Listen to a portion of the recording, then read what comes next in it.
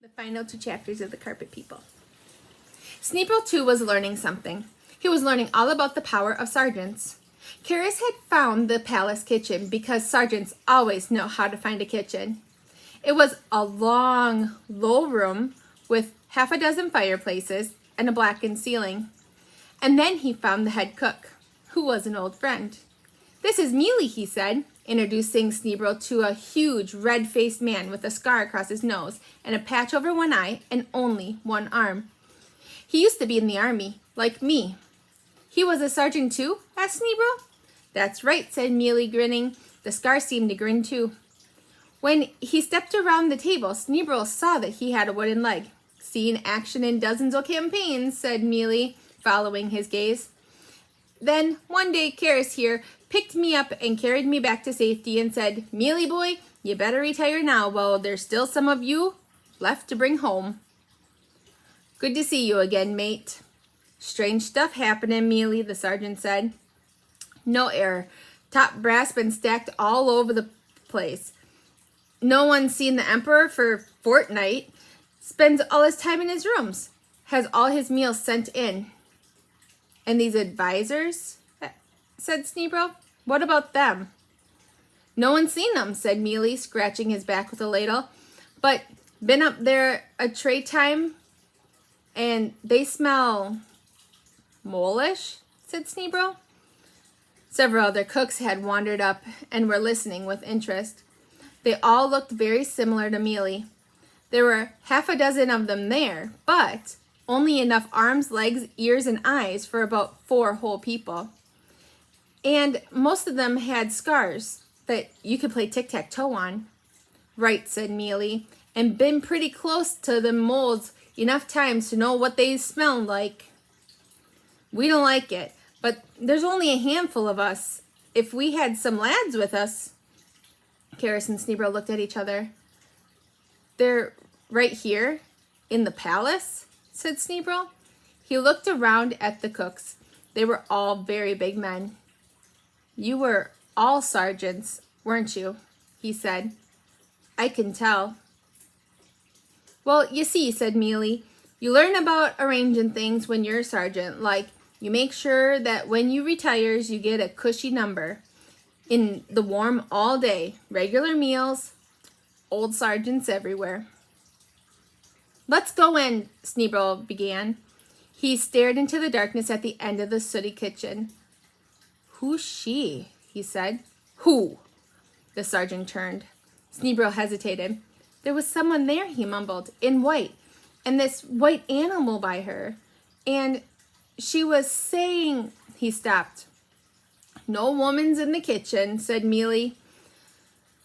Sneeble shook himself. Must have imagined it. He told himself, "It's been a busy time." "Sergeant Karis, can you get back and bring the army?" he said. "To attack where?" said Karis. "To defend it," said Sneeble. "Who will we be fighting?" "By the time you get back, I hope we'll have an enemy," said Sneeble. "Have you cooks got any weapons?" Mealy grinned. He picked up a long meat cleaver from a wooden table, swung it with one arm, and brought it down on a chopping block. The chopping block split in half. "Who, us?" he said. The guards on the palace gate were nervous anyway. They didn't like their job. But orders are orders, even if you're not sure who they came from. At least they are to do me. If we didn't obey orders, where would we be? And they were even more nervous when 5 heavily cloaked whites showed up at the gate, pushing a cart. One of the guards stepped forward. "Halt," he said. His companion nudged him. "They're whites." I don't think you can say halt to whites. They must have a reason to go in." "That's right," said one of the whites. The first guard said doubtfully, "But one of them's eating a cucumber." "I expect whites have to eat." "And there's only 5 of them. There ought to be 7, said the first guard. We've been ill, said a white. Another white added, although, of course, when we say we don't mean. A white elbowed him in the ribs. The first guard was not going to give up easily. I don't think you're whites at all, he said. The white who was eating a cucumber turned his hood toward him. Can prove it, it said. Can tell your future. Oh yeah? The white took a club off the cart. Gonna get hit, said Glerk. Not too hard, said Bane, pushing his hood back. He's just in the way. He's not an enemy. Glerk hit the guard in as friendly of a way as possible. The second guard started to draw his sword and opened his mouth to shout, but he felt something pointy touch his back. Drop the sword, said Pismire. And when we say drop, we mean let go of it in a downward direction, said Owlglass, hopping up and down. Isn't this exciting? Mealy knocked on the large ornate door. 2 cooks behind him were pushing a trolley. It was a large one, with a white tablecloth that hung down on all sides. After a while, a courtier opened the door. Dinner, said Mealy. Bring it in? Oh, the cook. Very well, he said. The trolley was wheeled through. There were a couple of guards sitting on the bench in the room beyond. They didn't look very happy. There was another door beyond. The courtier opened it. There was yet another room beyond, and it was empty. There was another closed door on the opposite wall. Leave it there, said the courtier. Then be off. Right, said Mealy. The cooks pushed the trolley into the next room. Then they filed out obediently. The courtier closed the inner door. Don't you ever wonders what happens next, said Mealy. It's not my job to wonder about the emperor's business, sniffed the courtier. And certainly not with a cook. In fact, said Mealy, taking off his tall cook's hat, I'm a sergeant. You lads there, attention! The 2 guards stood to attention before they realized what they were doing. Several more cooks filed into the room. Each of them was carrying something sharp. This is, the courtier began, and then realized that he was in a room with a half a dozen large, armed men who probably were not ready to be shouted at. Against orders, he said. We've put the food in there. That was orders, said Mealy. He limped over to the door and put his one ear to it. We're just waiting to see what happens next. The long cloth made a sort of mobile tent. He heard the door shut behind him. After a minute or two, another door opened. He smelled mole. It was not, in fact, a particularly bad smell. They just smell like a fur coat that hadn't been brushed in too long. The trolley moved. The door shut behind him, and this time it shut in a very final kind of way. The mole smell was overpowering, and only now did he hear voices. Your dinner, sire, a mole voice. I'm not hungry, a human voice, but with a sulky whine in it that suggested that its owner had been given too many sweets when he was young and not enough shouting at. It was the kind of voice that used to have its life with the crust cut off. Sire must eat, mole voice. Otherwise, there will be nothing left of sire. What's happening outside? Why won't you tell me what's happening outside? Why doesn't anyone do what I tell them? Sneebro thought he heard a foot stomp. He'd never believed that people really did that outside of stories. The Civil War rages on, another mole voice. You have enemies on all sides. We can protect you. You must let us do that, sire. Call Frey down on them. The emperors thought Sneebro horrified. Only well-bred people can be as rude as that. Soon, just as we did in Jeopard, a third mole voice said. In the meantime, my people are fighting hard on your behalf. Perhaps we shall have to call on Frey in time. I'm surrounded by enemies, the emperor whined. Yes, yes, said a mole voice, as if it was talking to a baby. And everyone must do what I say. Yes, yes, said a mole voice within reason. You know what happens to enemies, said the emperor. They get sent away to a bad place. Our village wasn't that bad, thought Sneebro. Pismir used to say it was full of homely comfort. I thought the emperor was going to be noble. I'm hungry now. Have you finished tasting my food? Not quite, sire, but it's nearly all gone. Poison could be even in the last bite, said a mole voice, and it occurred to Sneebro it was speaking with its mouth full. Ah, yes, of course you're right, said the emperor uncertainly. If I've never trusted those cooks, they've got too many bits missing. Even, so, perhaps a crust? Why, certainly, sire. If I think we can trust a little of this gravy, we've come all this way to defend this, thought Sneebro.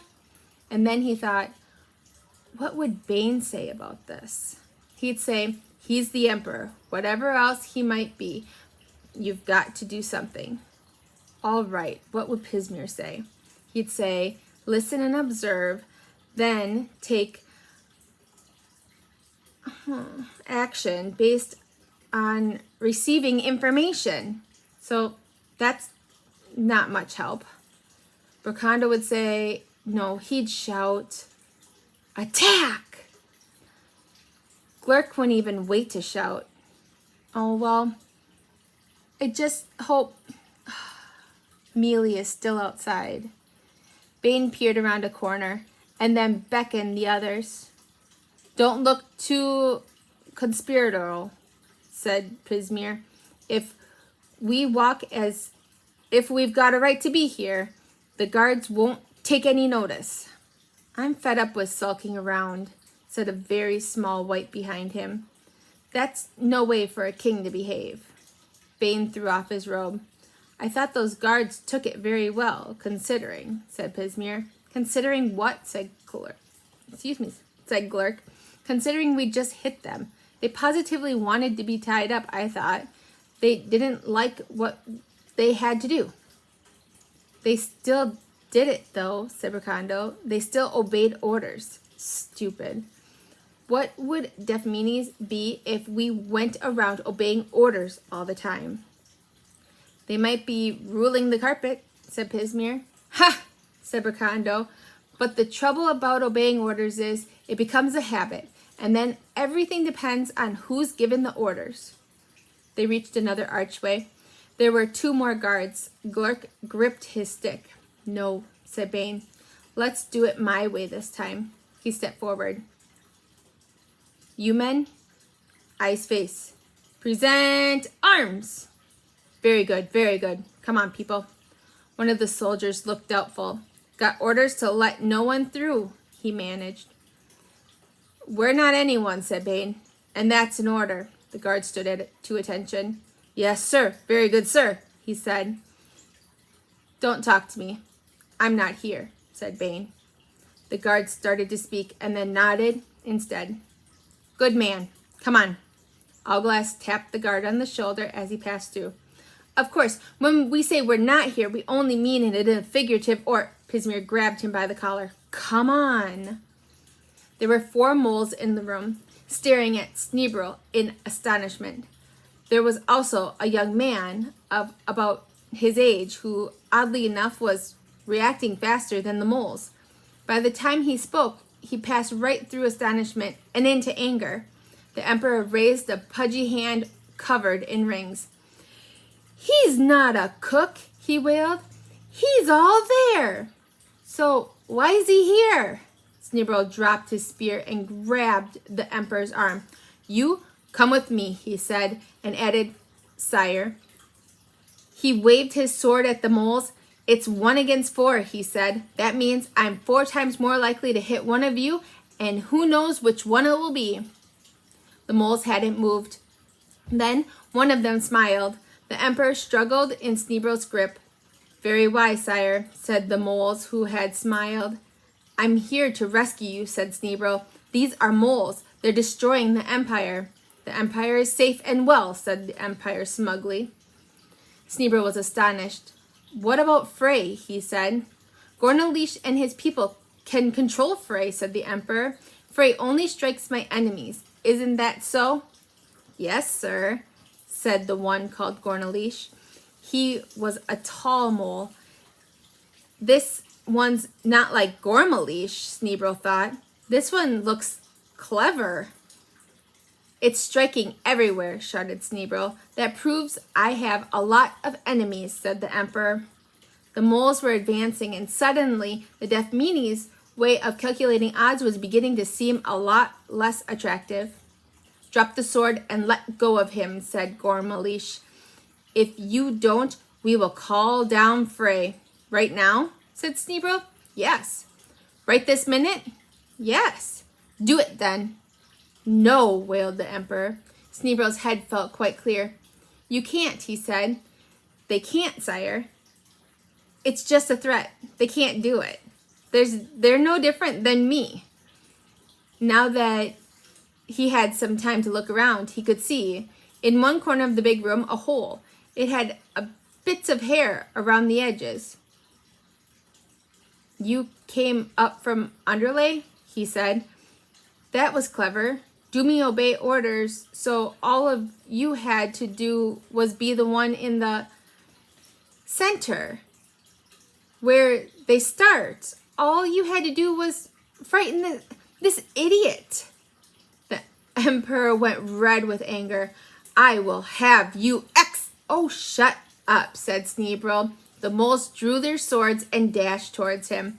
But 4-on-1 was a disadvantage. It meant that each was really waiting for one of the other three to make the first move. There wasn't any cutting, thrusting, or parrying. That only happens when people are fencing with swords for fun. When it's for real, it's like two windmills with sharp edges. The idea is to cut the other person very badly, not to look impressive. Sneebro backed towards the door, fending off blows as best he could. One of the moles shouted something in its own language, and another couple of heads appeared over the edge of the hole. Sneebro kicked the door. Mealy, open up! The door swung open. The room beyond was empty. Sneebro dragged the emperor into it, and the moles made the mistake of chasing them. The cooks had been standing behind the doors. They stepped, or at least hopped, out. Mealy hit a mole over the head with a ladle. There's 7 of us and 4 of them, he said. It's not fair.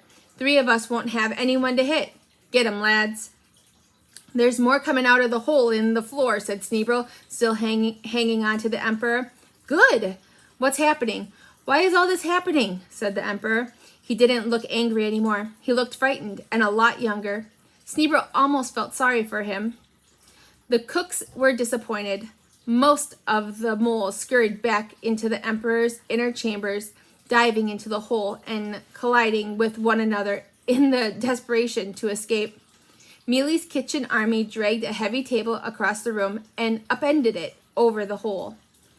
Mealy wiped his hand on his apron. There, he said. All done. I'm afraid we're only just beginning, said Sneebro. There could be thousands of them underneath us right now. Everyone must do what I say, screamed the emperor. I'm in charge. The sergeants turned to look at him. We ought to protect the emperor, said one of them. We could shove him down the hole with those friends of his, said Mealy. They protect him, all right. The emperor's little piggy eyes glanced from Mealy to the table, to Sneebro, and then back again. Then he shouted, Guards! The door to the passageway banged open, and a couple of armed men stepped into the room. I want these men locked up, shouted the emperor. Really? Said Bane. For what? An hour makes a lot of difference. They brought the army in order to save a lot of explaining. They did it by getting a signed order from the emperor. It was signed of his own free will, after Glurk explained patiently that if it wasn't signed on his own free will, there would be trouble. Then there was a council of war. I always knew this would happen, said Bane. Once upon a time, emperors were elected. Then Targon made it hereditary, so that stupid brat of his could take over. Hardly anyone objected. It's as bad as having kings.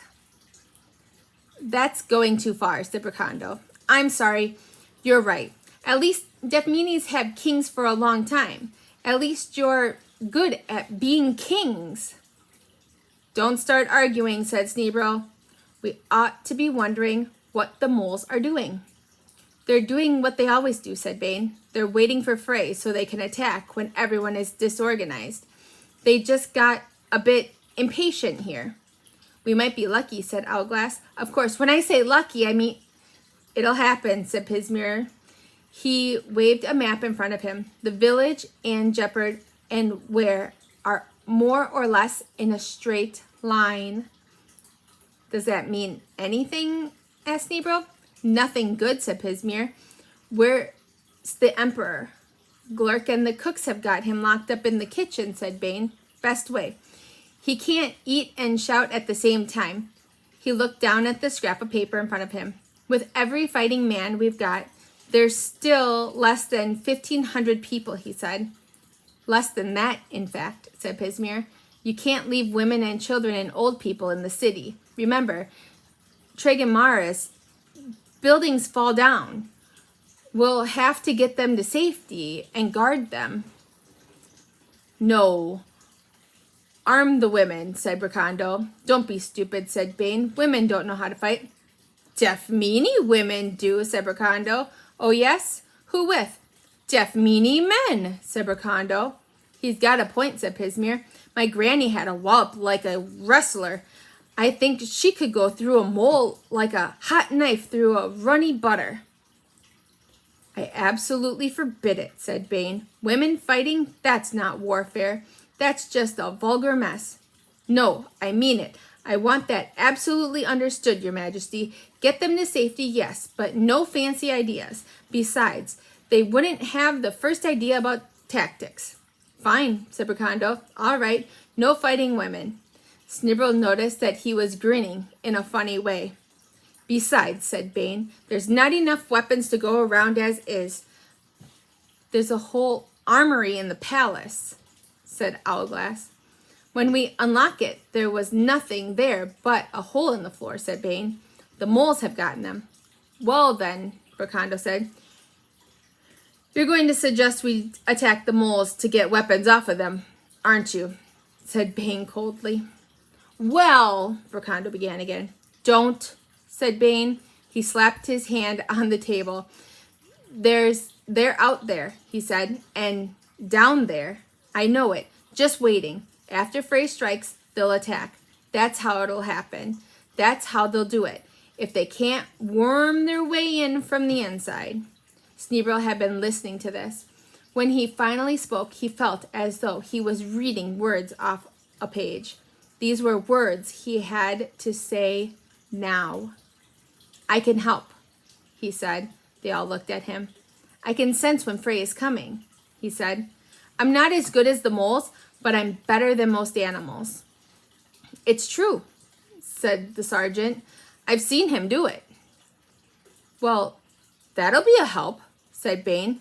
No, you don't understand, said Sneebro. What the moles do before Frey strikes. How do I know, said Bane. Lie down and put their hands over their eyes, as if they're sensible, and then they attack immediately. He seems to think about this. When they expect to find a crushed enemy, he added. Sneebro nodded. Pismir said, it might work. You know, forewarned is forearmed. There was a silence, and the Bracando said, forearmed? Does that mean we can hold twice as many swords? They won. And that was more or less all the history book said. After that, New Where was built out of the rubble of the city. They were more concerned with the election of Bain as president, since he was considered to be honest and brave without any imagination. The Doomy distrusted imagination. They said it made people unreliable. But people who wrote the history books weren't there. They didn't know how it happened and all the other ways it could have gone. First, there was the question of weapons. Mealy took charge of that. Spears, for example. You tie a kitchen knife to the end of a stick, and you couldn't tell the difference, especially if it got stuck in you.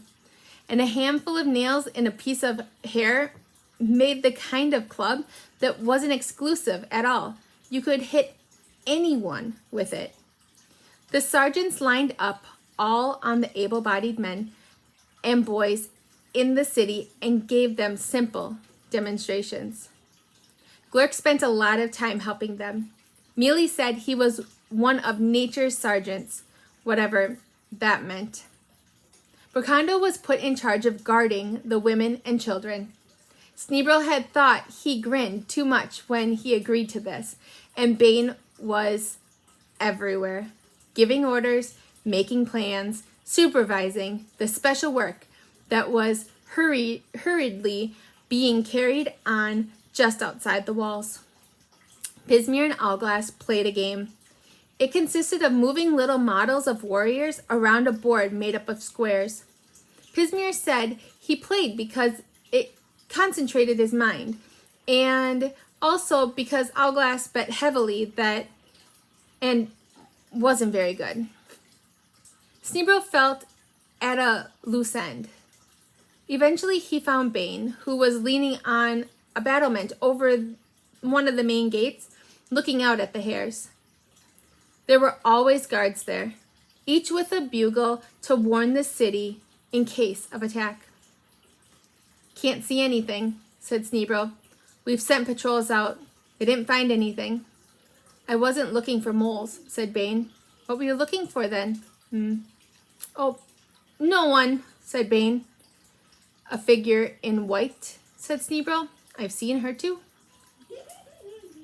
She has to watch, to make things happen.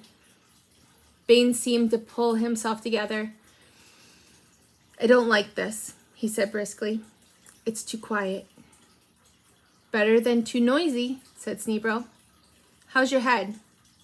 Can't feel anything, said Sneebro. Sure? Feels fine. Oh. Bain looked out at the special defenses. Everyone who could be spared had worked on them, digging trenches in the dust and piling up as a low wall. From the hares, no one could see anything. That's all where was once, he said. Just a ditch and a wall, and enemies all around. Glurk thinks the moles have all gone. They must have heard us. Why do they attack us anyway? Everyone's got to do something, said Bain, still gloomy. Look, said Sneebro. Everyone's ready. About as ready as they can be. At any rate, we've blocked all the holes. What's going to happen next? You've got the Emperor in prison. What's going to happen afterwards? Do you think there's going to be an afterward? Said Bain. There's always an afterward, said Sneebro. Glurk said that the Kulena told you. The point is to get to the afterward you want. He scratched his head. There was an itch to be behind his ear. There's a limit to how long we can stay ready anyway, said Bain. Sneebro rubbed his ear again. Bain! If we're ready at all, I thought from what you said that the whites might help, but they just ran off. Bain! Bain tooked. Are you all right? Sneebro felt his ears were being pressed into the middle of his head. Frey? Asked Bain. Sneebro nodded, and even that hurt. How long have we got? Sneebro held out a hand, all 5 fingers extended. Bane rode along the top of the wall to the nearest guard and picked up a bugle. Dust billowed when he blew it. It's a funny thing. When there's a warning signal, when everyone had known forever that this was a warning signal, and that warning signal is sounded for the very first time, people don't react properly. They wander out bleary, saying things like, someone's mucking about with the warning signal, aren't they? And who's blowing the warning signal? That's for warnings, that is. Which is what happened now. Bane looked down at the streets filled with bewildered people and groaned. It's starting, he shouted. Now! Adumi raised a hand uncertainly. Is this another practice? He said. There had been a lot of practices in the last few days. No! Oh, right.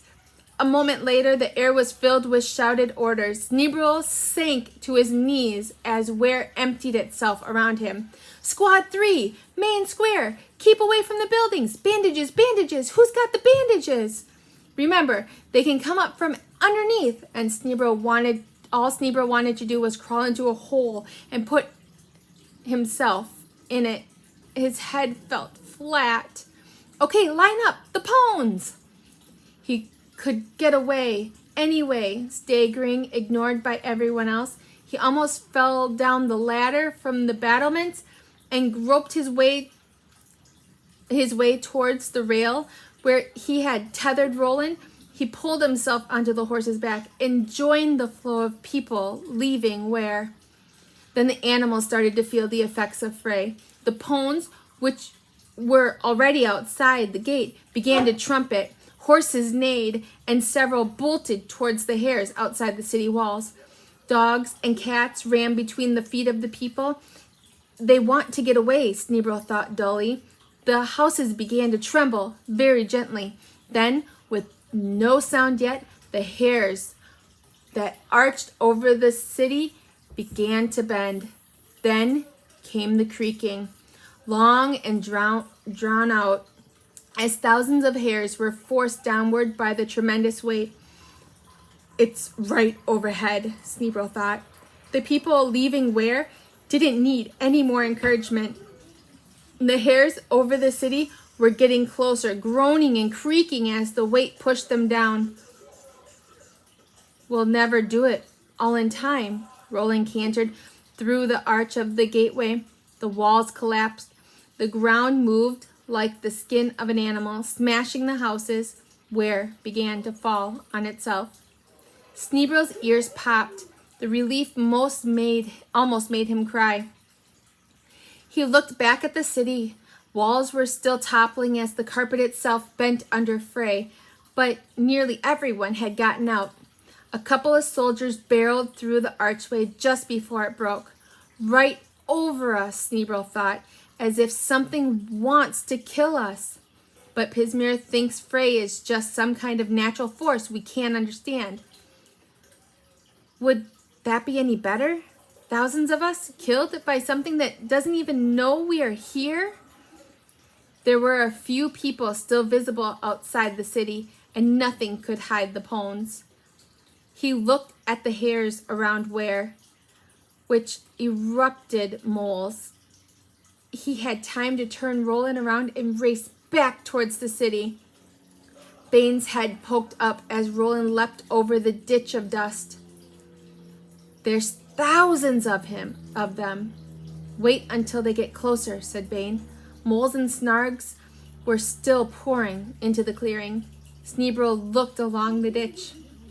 At this point, most of the defenders were doomy bowmen, lying down calmly, watching the black wall move towards them. Aren't they close enough yet? Not yet, said Bane.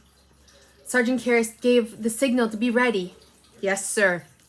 Sneeble could make out individual creatures now. Bane scratched his chin. Not yet, he said. Not yet. The first shot is the most important. There was a flicker on the mound of dust behind him. Sneeble and Bane turned to see a white figure staring intently at the onrushing horde. Then it vanished. Sergeant Karras, said Bane quietly. Sir, the moment is now. Sergeant Karras threw back his shoulders and grinned. Yes, sir. Squad 1, wait for it. Wait for it. Squad 1, fire. Squad 1 back. Squad 2 forward. Squad 2, fire. Squad 1 reload. Squad 1 forward. Squad 1, fire. Not many people had ever seen Doomy archers in action, or rather, many had, but since arrows had been heading towards them, they never had much of a chance to make out detailed notes. Their technique was simply to keep arrows flying towards the enemy. The bowmen didn't have to be good, they just had to be fast. And it was like watching a machine at work. There was a howl from the attackers. That was another Doomy lesson. Hit the front line of a rushing attack, and the enemy had to spend too much time to avoid tripping over itself. Bowmen started hurrying along the ditch in both directions, leaving only a small squad to carry on the fight there. Sneebro went with them. There had been archers all around the circle. Only in one place had moles been able to get right up to the ditch, and there were 2 fights going on. Deaf Meanies were fighting moles, and the other Deaf Meanies were fighting the first Deaf Meanies to get a chance to fight the moles too. Deaf Meanies had a technique for fighting enemies. 3 times as high as they were, they'd run up them until they got to about shoulder height, and then hung on with one hand and fought with the other. It was meant that half the moles were stabbing at their own heads. There were 2 more charges before it dawned on the moles that things had gone wrong. They grouped around the hares, and there were still too many of them. We could keep this up all day, said Bracando. No, we can't, said Bane. We haven't lost anyone yet.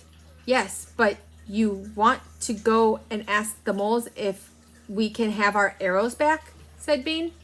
Oh. We've got enough for 1 more charge, and that's it.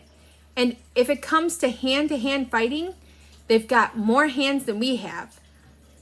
I thought we were 4-armed. Figure of speech. We're outnumbered and outweaponed. Good, said Bracando. We like a challenge. Here they come again, said Sneebro. Hang on, just a few of them. Look! A half a dozen Snargs were trotting out of the lines. They stopped halfway between the mole army and the remains of the city. They want to talk, said Bane. Can we trust them? Asked the clerk. No. Good. I'd hate to trust something like that. But you should talk, said Pismir. It's always worth talking. In the end, they rode out to the moles. Sneebro recognized the leader, who now had a crown of crystals and was watching them imperiously. But Bane was more interested in Gormalish, who was among the party. Well, said Bane, what do you have to say? My name is Gornalish, said the mole with the crown. I offer you peace. You cannot win. Time is on our side. We have plenty of weapons and plenty of men to use them, said Bane. And plenty of food, said Gornalish. Bane ignored this. What kind of peace do you offer? Throw away your weapons, said Gornalish. Then we will talk further. Throw away my sword first, said Bane, as if he was considering the question. Yes, you have no choice. Gornalish gaze swept up from face to face. Not one of you. Accept my conditions or you will die. You 6 will die here, and the rest of your people will die soon. You can't listen to him, said Sneebro. What about Jeopard and the High Gateland? Throw away my sword, said Bane slowly. It's an attractive idea, though. He drew the sword and held it up. Gormalish, he said. Bane's arm moved in a blur of speed. The sword flew through the air, hitting the mole in the throat. Gormalish dropped silent, staring in horror. There, said Bane. That's how we throw our swords away and wear. I did warn him. He just wouldn't listen. He turned his horse and galloped back to the city, with the others trying to keep up. Gornalish hadn't moved a muscle. That was very undoomy of you, said Pismir. I'm surprised. No, Gormalish was surprised. You were just amazed, said Bane. He was drawing his sword, didn't you see? They're getting ready for another charge, said Glurk. I'm amazed. They haven't tried digging up from underlay, said Pismir. Some did, said Glurk with satisfaction. They came up under Mealy's squad. They won't try that again. Bane looked back at the worried faces of the defenders. Their next charge, then, he said. We'll make them remember it. Get the pones ready. We'll use everything we've got. Everything, said Bracando. Right. He trotted to his pony back along the ditch. They waited. How much food have we got? Said Sneebro after a while. 4 or 5 meals worth for everyone, said Bane absently. That's not much. It may be more than enough, said Bane. They waited some more. Waiting is the worst part, said Pismir. No, it isn't, said Owlglass, who wasn't even being trusted to hold a sword. I expect that having a long, sharp sword stuck in you is the worst part. Waiting is just boring. When I say boring, I mean... Here they come, said Glurk, picking up his spear. They've moved around, said Bane, putting everything they got in one place. Right. Has anyone got a spare sword? In the end, it's people fighting. Charges and countercharges, arrows and spears everywhere, swords cutting bits off of people. Afterward, historians draw maps and put little colored oblongs on them and big wide arrows to indicate that this is where the Death Meanies caught a whole crowd of moles unaware. And here is where the Pones trampled some Snargs. And here is where Mealy's irregulars were trapped and were rescued in the determined rush by the group of Mudrungs. And sometimes there are crosses. This is where Bane brought down the mole chief. There is where Owlglass laid out a Snarg by accident. The map can't show fear and the noise and the excitement. Afterward, it's better. Because if there is an afterward, it's because you're still alive. Half the time, no one knows what happened until it's over. Sometimes you don't even know who's won until you've counted. Sneebro ducked and stabbed his way through the melee. There seemed to be moles everywhere. One caught him a cut on his shoulder, and he didn't even notice until afterward. And then he was in a clear area, moles all around him, swords upraised. Wait! There was Gornalish, the mole leader, with a paw held up. Not yet. See, we are not disturbed. He looked down at Sneebro. You were out there with the others and tried to save the little fat emperor. I'm curious. Why are you still fighting? Your city is destroyed. You cannot win. We're not destroyed until we stop fighting, said Sneebro. Really? How can this be? Because of where is anywhere. It's inside people, said Sneebro. Then we shall have to see if we can find it, said Gormalish meaningfully. There was trumpeting behind him, and the group scattered as Pones stampeded through the fight. Sneebro dived for safety. When he looked back, the mole was back in the fray. And the defenders were losing. You could feel it in the air. For every mole that was beaten, there were 2 more to take its place. He rolled down a slope and found Bane there, holding off a couple of enemies. As Sneebro landed, one of the moles sank to the ground. A backhand swipe took care of the others. We're losing, said Sneebro. We need a miracle. Miracles don't win battles, said Bane. 6 more moles appeared around the rubble of half-destroyed buildings. Superior numbers and better tactics. There was a Bugle call behind them, the moles turned. There was another army advancing. It wasn't very big, but it was determined. Bracando was in the lead. They could hear his shout over the noise. "Madam! Hold it by the other end! Now, ladies, don't call push! Careful of that spear! You could do someone a mischief!" "Isn't that the point, young man?" said an old lady who wouldn't have been anywhere near a battlefield. "No, madam, that's the butt. The point is the sharp bit on the other end." "Then out of the way, young man, so I can use it." The moles were staring in astonishment. Sneebro hit 2 of them over the head before the others had time to react. And by then, it was too late. The women weren't the most efficient fighters Bane had ever seen, but Bracando had spent a couple of days giving them some secret training. Mealy had helped too, and they were keen. Besides, not having been trained as proper soldiers was even a help. Doomy soldiers learned their tic-tac sword drills and weren't up to novel ways invented as you went along, like hitting an enemy across the back of the knees with the end of a spear and stabbing him as he fell over. The women fought nastier, and it still wasn't enough. The ring of defenders was pushed back and back until it was fighting in the ruins of the city itself and was beaten. Valiantly beaten. They lost. Ware was never rebuilt. There was never a new republic. The survivors fled to what remained of their homes, and that was the end of history of civilization forever. Deep in the hairs, Kulena the Thungrog moved without talking. She passed through future after future, and they were nearly all alike. Defeat, the end of the empire, the end of unimaginative men who thought there was a better way of doing things than fighting.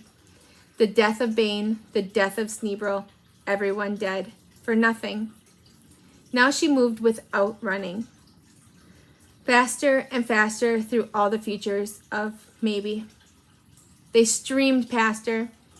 These were all the futures that never got written down. The futures where people lost, worlds crumbled. There were last wild chances were not quite enough. All of them had to happen somewhere. But not here, she said. And then there was one, and only one. She was amazed. Normally, futures come in bundles of thousands, differing in tiny little ways. But this one was all by itself. It barely existed. It had no right to exist. It was the 1,000,000 to 1 chance that the defenders would win. She was fascinated. Then they were strange people, the Doomy. They thought they were as level-headed as a table, as practical as a shovel, and yet in a big world full of chaos and darkness and things they couldn't hope to understand, they acted as though they really believed in their little inventions like law and justice. And they didn't have time to imagine to give in. Amazing that they should have even 1 chance of a future. Kulena smiled and went to see what it was. What you look at, you change. The moles pulled back again, but only to regroup.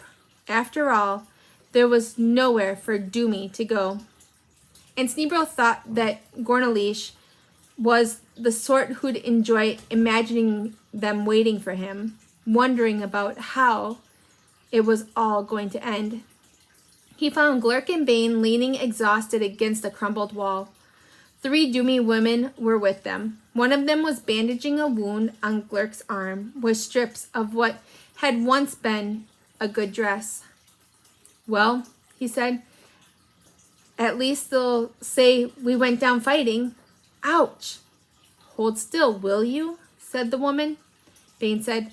I don't expect the moles have much interest in history. After this, no more books. No more history. No more history books. Somehow, that's the worst part, said Sneebro. Excuse me, said one of the women. I'm Lady Cerulean Vortex, widow of the late Major Vortex. I remember him. A very honorable soldier, said Bane. I'd just like to say that no more history books is not the worst part, young man. Dying probably is the worst part, said Lady Vortex. History will look after itself. I'm sure we're very grateful that you have assisted, said Bane awkwardly. We haven't assisted. We've taken part, said Lady Vortex sharply. All around the ruins of Ware, people were sitting in small groups or tending to the wounded. 2 Pones had been killed. They at least were easy to count. Sneebro hadn't seen Bracando or Pismir for a long time. There was movement among the enemy, Sneebro sighed. Here they come again, he said, standing up. History, eh? Said Glurk, picking up his spear. One glorious final stand. Lady Vortex picked up a sword. She was bristling with anger. We shall see about final, she said, in a way that made Sneebro think that it would be a very unlucky mole that ever attacked her. She turned to Bane. And when we get out of this, young man, she snapped, there's going to be some serious talking. If we're going to fight, we're going to have a bit of future, too. The moles began to charge. It seemed half-hearted. The ones in front kept on coming, but gradually the ones behind slowed down. They were shouting at one another and looking back at the hares. Within a few seconds, they were milling around in bewilderment. The defenders stared. Why are they stopping? Said Glurk. Sneebro squinted at the shadows between the hares. There's something else there, he said. More moles?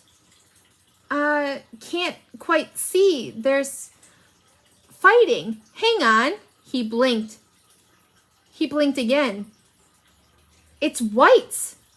Thousands and thousands of whites. They're attacking the moles.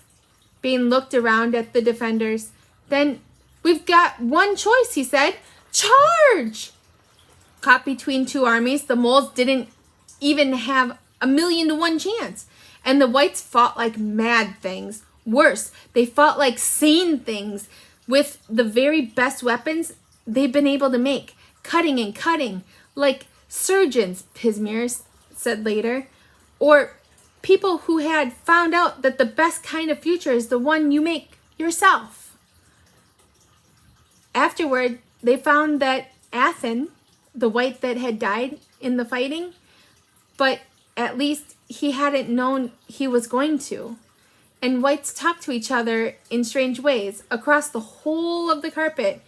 And his new idea had flashed like fire from white to white to white. You don't have to accept it. You can change what's going to happen. It was an idea that had never occurred to them before. And then it was over. No one could find the emperor. No one looked very hard. No one said anything, but somehow everyone assumed that Bane was in charge now. It doesn't all stop with the fighting, Sneebro thought. The end of fighting is when the problems start. No matter if you've won or lost, there are thousands of people with 1 day's food and no houses. And there's still moles out there, although I think they'll be keeping away for a while. And the empire's in bits. And there's still the Highgateland to deal with. At least the question of food is easily settled. There were dead snarks everywhere. As Glurk said, there was no sense in letting them go to waste. Bane spent all day sitting in the ruins of the palace, listening to the crowds of people who filed past him and occasionally giving orders. A squad was sent off to Jeopard to bring back the rest of the Mudrung's carts. Someone suggested that there ought to be a feast. Bane said, "One day." And then they brought in Gornalish. He'd been badly injured by a spear, but Glurk's Narg gathering party had found him alive. They tried to drag him in front of Bane, but since he couldn't hardly stand up, there wasn't much point. "There should be a trial," said Pismir, "according to an ancient custom, and then kill it," said Glurk. "No time," said Bane. Gornalish, despite his wounds, the mole raised his head proudly. "I will show you how a mole can die," he said. "We know that already," said Bane, matter-of-factly. "What I want to know is, why? Why attack us? We serve Frey. Frey hates life in the carpet." "Merely a natural phenomenon," Pismir murmured, "bound to yield to scientific observation and deduction." Gornalish growled at him. "Throw him in the cell somewhere," said Bane. "I haven't got time to listen to him." "I don't think there's any cells," said Glurk. "Then get him to a building, a cell, and then throw him in it." "But we should kill him." "No." "You've been listening to Percondo too often," said Bane. Percondo bristled. "You know what he is. Why not kill—" he began, as he was interrupted. "Because it doesn't matter what he is. It matters what we are." They all looked around, even Gornalish. "It was me," thought Sneebro. "I didn't realize I said it out loud. Oh well." "That's what matters," said Sneebro. "That's why Ware was built. Because people wanted to find better ways than fighting and stop being afraid of the future." "We never joined the Empire," said Percondo. "When it was time to choose, whose side were you on?" said Sneebro. "Anyway, you were part of the Empire. You just didn't know it. You spent so much time being proud of not being part, and you ended up, well, being part of it. What would you do if the Empire didn't exist? Go back to throwing people off rocks?" "I don't throw people off rocks." Gornalish's head turned from one to the other in fascination. "Why did you stop?" said Sneebro. "Well, it just wasn't the—" "Oh, never mind." "These?" said Gornalish in astonishment. "These beat me? Weak, stupid people arguing all the time?" "Amazing, isn't it?" said Bane. "Take him away and lock him up. I demand an honorable death." "Listen to me," said Bane, and now the tone of his voice was like bronze. "I killed Gormalish because people like that shouldn't be allowed to exist. I'm not sure about you, but if you annoy me one more time, I'll kill you where you stand. Now, take him away." Gornalish opened his mouth and then shut it again. Sneebro stared at the pair of them. He'd do it, he thought, here and now. Not out of cruelty or rage, but because it needed to be done. It dawned on him that he'd much rather face a fighting mad Percondo or Gornalish in a fury than Bane. "Sneebro's right, though," said Pismir, as the silent mole was hurried off. "Everyone's done things the old way. Now we have to find a new way. Otherwise, there won't be any way. We don't want to have to go through all this just to start squabbling over something else.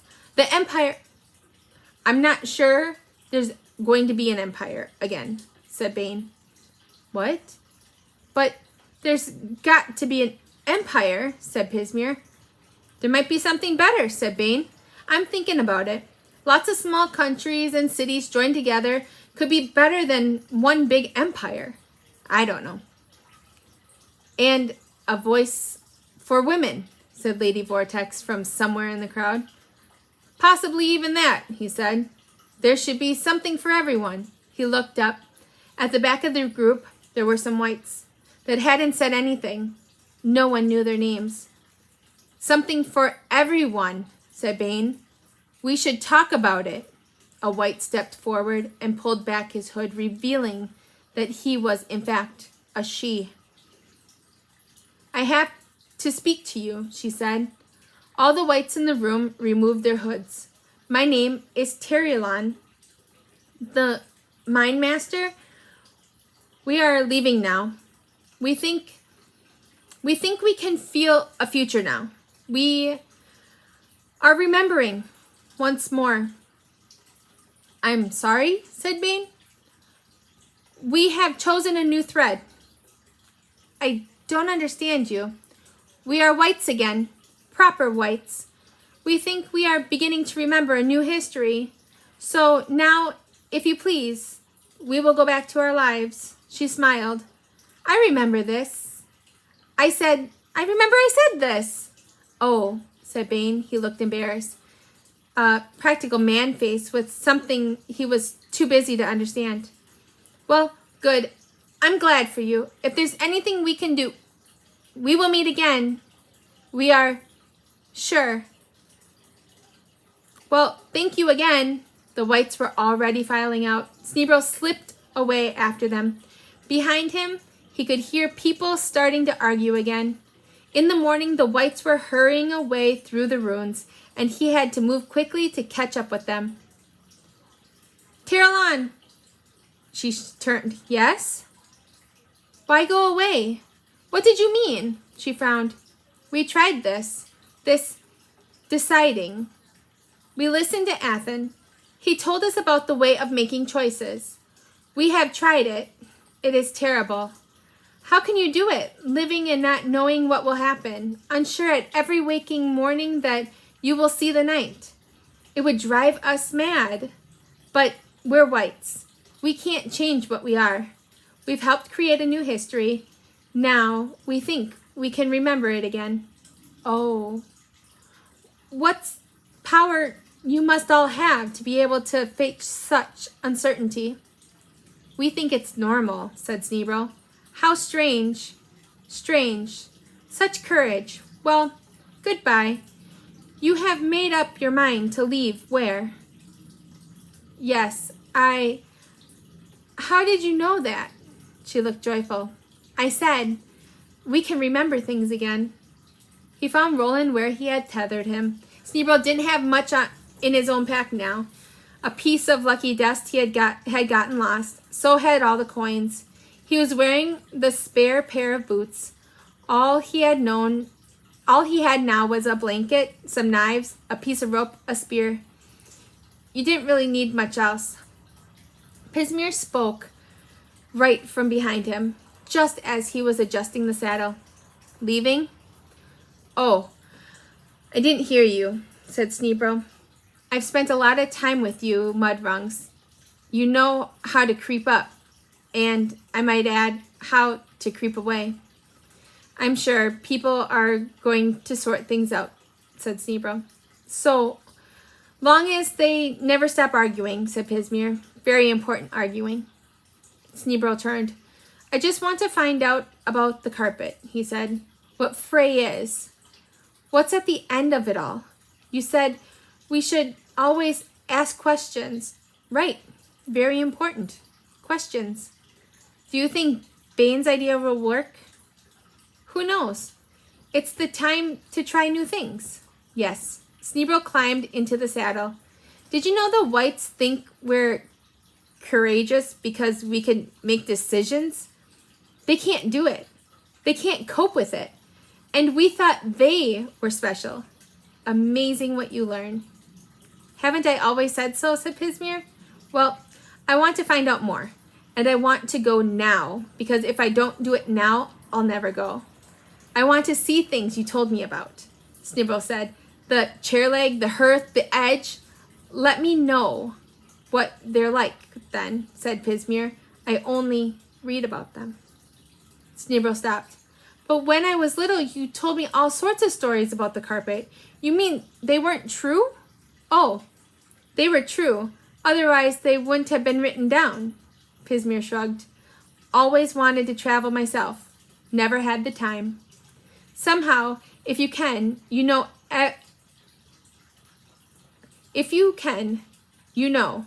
ever find the same to jot down a few notes. Right, yes, I will. If I find the time, well then, goodbye. Goodbye. And say goodbye to, I will. You know how it is. Probably. Goodbye. Come back and tell us about it sometime. The last word was a shout, for Sneeble had urged Roland forward. When he was no more than a speck in the road, he turned and waved again. Pismire walked slowly back to the argument. Sneeble stopped again, a little way from where, and breathed deeply of the carpet air. He felt a little sad, but there would always be somewhere to return, somewhere. He smiled and patted Roland's neck. Then, with rising hope and streaming hair, he urged the white horse into a gallop, and they disappeared among the crowded hares. The end.